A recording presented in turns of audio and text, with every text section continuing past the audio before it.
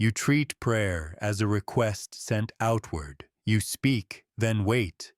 You measure response by events, timing, and outcomes. This structure feels natural, yet it is rarely examined. You assume distance before you ever observe it. Ibn Arabi enters the inquiry immediately, not as a teacher of ritual technique, but as a metaphysician of immediacy. He asks whether the separation between prayer and answer is ever directly experienced or only assumed by thought. The Quran establishes the ground of this question precisely. I breathed into him of my spirit. If awareness is breathed rather than produced, then invocation does not begin from absence. Prayer may not travel outward at all. It may already occur within what responds. The unresolved question becomes exact. If prayer requires distance, where is the distance located? In Ibn Arabi's world, prayer was discussed through rules, intentions, and expected outcomes. Jurists debated conditions. Mystics emphasized sincerity. Yet Ibn Arabi looked beneath these concerns. He asked a more basic question: who invokes and to whom? Invocation appears to require two, one who calls and one who hears. But Ibn Arabi observed that this division is conceptual, not experiential. Awareness never witnesses a boundary where calling ends and hearing begins. The structure of prayer assumes separation without demonstrating it. The Quran quietly reframes knowing itself. Above every possessor of knowledge is one more knowing. If knowing precedes all relations, then invocation may already stand within what knows. The unresolved question follows naturally. If invocation presumes two, who establishes the boundary? You wait for prayer to be answered. Time becomes the measure of response. Persistence is praised. Delay is interpreted as testing or silence. Ibn Arabi challenges this entire framework. He asks whether delay is ever perceived directly or only inferred through expectation. The Quran states nearness without condition. We are nearer to him than his jugular vein. Nearness is not achieved through repetition or patience. It is the condition that allows invocation to occur at all. If nearness is immediate, then delay cannot belong to response itself. It must belong to interpretation. This reframes waiting entirely. You are not waiting for God. You are waiting for an idea of response to match expectation. The unresolved question becomes unavoidable. If nearness is immediate, what is prayer waiting for? Prayer is often identified with words. You speak aloud or inwardly and call this invocation. Ibn Arabi directs attention to what precedes language. Before words form, there is already an orientation of awareness, a turning without movement. The Quran points to recognition rather than speech. We will show them our signs on the horizons and within themselves. Signs are not created by words. They are recognized. Words follow recognition. They do not initiate it. Prayer, then, does not begin with speech. Speech is a surface expression of a deeper alignment already present. When this is seen, language loses its burden. Words are no longer responsible for reaching God. The unresolved question becomes precise. If prayer precedes language, what do words actually add? Prayer is imagined as a voice sent outward to a listener elsewhere.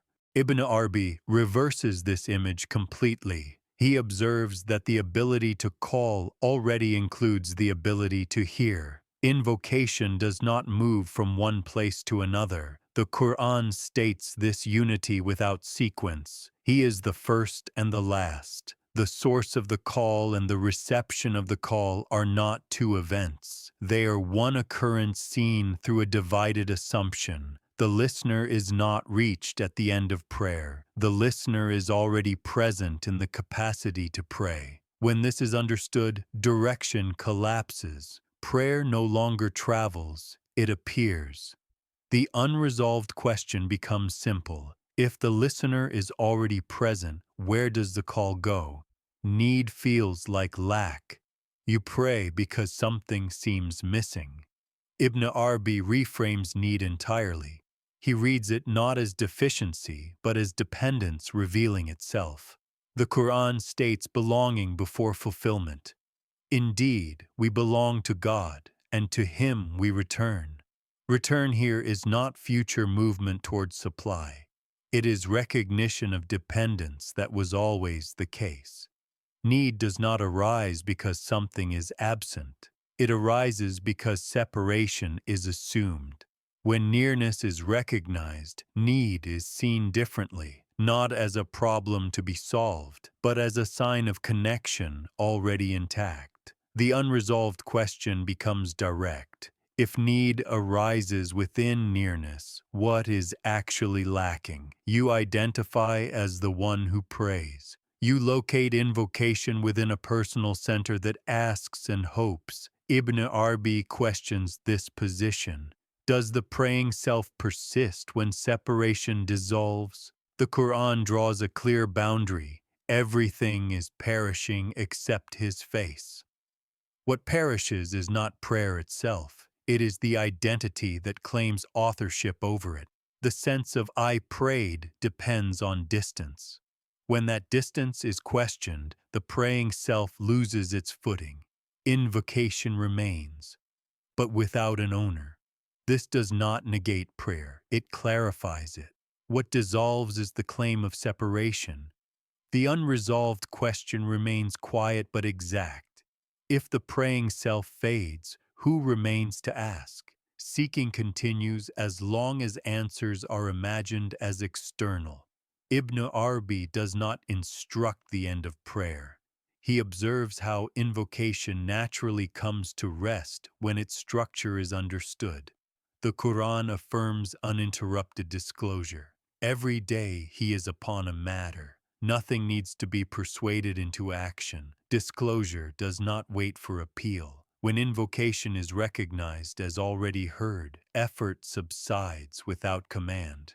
Prayer does not stop, seeking does. This stillness is not withdrawal. It is clarity. Nothing is denied. Nothing is withheld. The unresolved question becomes transparent. If nothing is withheld, what could prayer still pursue? Explanations of prayer multiply endlessly. Conditions, formulas, interpretations expand. Ibn Arabi places knowledge in its proper position. Knowledge prepares. It does not conclude.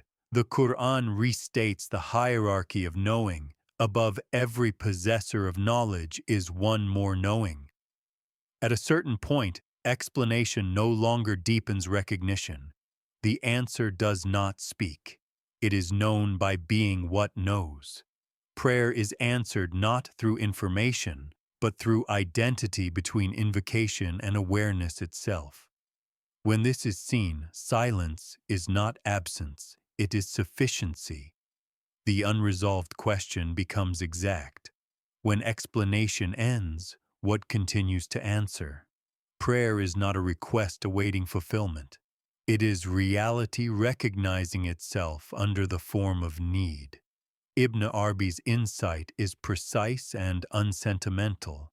Invocation and response are not two events separated by time. They are one occurrence viewed through different assumptions. The Quran names this unity without division. He is the manifest and the hidden.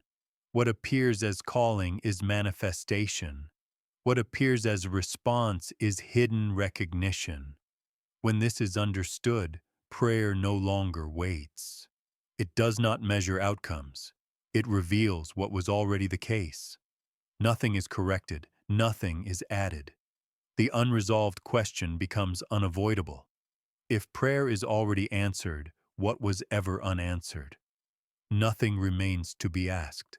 Nothing remains to respond. Petition dissolves without being denied. Prayer does not end. It no longer needs a structure. The Quran states the unity without remainder. He is the first and the last, the manifest and the hidden. No conclusion is reached because no distance remains. Awareness does not turn toward anything else. It rests as what always was. There is no instruction to follow, no silence to maintain. The inquiry falls away because it has nowhere to stand. The final question does not demand an answer. When no prayer is needed, what remains aware?